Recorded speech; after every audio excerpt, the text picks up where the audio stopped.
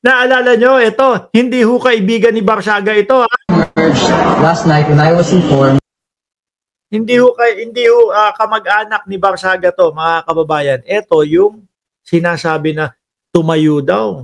Buti pa itong si Barsaga, tumindig eh. Sabi sabi nung kaibigan natin, si Models of Manila.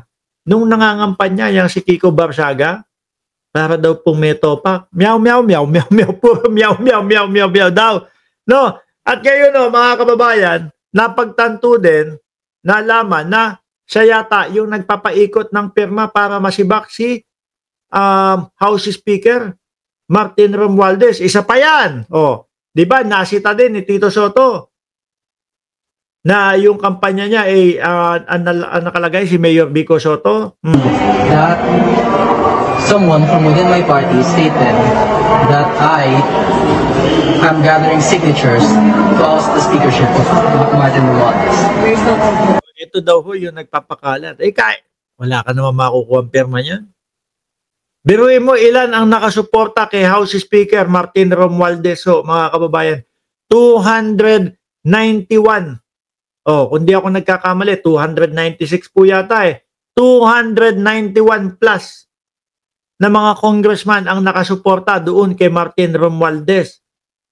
Ilan ho, kung sakali, ilan ho ang pipirma dito para mapatanggal si Congressman Martin Romualdez o si House Speaker? 40 na lang? Sino? Sila Pulong? Sila? Tsaka yung anak ni Marcoleta? Yes. If it's not true, sir, what is that?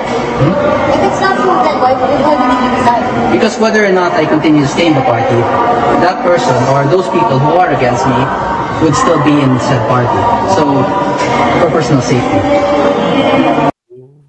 Tuloy! So, ano yung paimbestigahan si House Speaker Martin Romualdez? Kahit na-expound lang. Well, I believe that if anyone should be investigated, the first person to be investigated is House Speaker.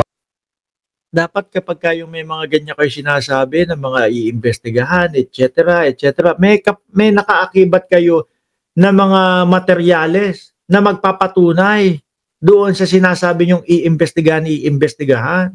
Sabi ni Maxip, malabo yan, kulang sa bilang. Doon din sa sa Senado ho, mga kababayan. Mukhang mabubuksan po yung impeachment. Bakit to? Dahil tingnan mo ang bagong Senate President, pro-impeachment po yun. Gusto nun na mabuksan yung impeachment para malaman, marinig kung ano ang depensa nung kampo ni Inday Sara Duterte. Tapos kulang na din sila sa numero nun. Ilan po yung bumoto kay Senator Tito Soto na sumusuporta. Malamang ho yun, suportado din ng mga yun na matanggal sa pagkaka-archive yung impeachment po. Sabi ni Prudencio Montero, walang ititira, lahat kasuhan ng mga sangkot na korap sa flood control project. Why, sir? Why? Bakit po? Because he's now speaker. And, do you think meron po ba kayo personal knowledge about his involvement in any of these projects? Mas mukhang matino pa ho si Nino Barsaga dito.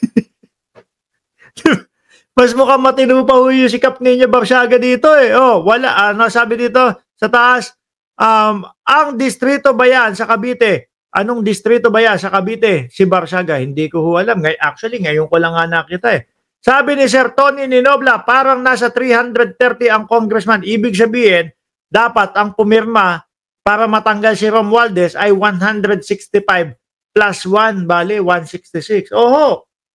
Kaso parang ka-40 lang ang natira na hindi nakasuporta kay Martin Romualdez. Yun po yung anak ni Marcoleta, sila Pulong. Panigurado ko yung anak ni Pulong na congressman din ho. Tsaka ito, iilan na lang ho sila, mga kababayan. Sabi ni Dami Castro, sana nga mabuksan yung impeachment na yan. Sabi ni Marijo, hindi sis, intended lang ng konti, iba language namin. Ewan ko.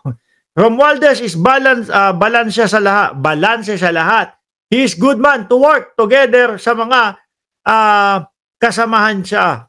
Kahit walang ability sa kanila ay they support Romualdez. God bless you all, sabi. Magpapaalam na ho ako mga kababayan at ako'y matutulog na. Ano po, mamayang gabi magsama-sama ho ulit tayo. Yun ho ay pagkatapos ng paghatid ko doon sa anak ko sa kanyang eskwelahan. Sabi ni Neng Gigi, malapit na pala announce yung Independent Commission ni Pangulong Bongbong Marcos. Correct. Antabayanan ho natin yun. Maraming salamat and God bless po sa ating lahat.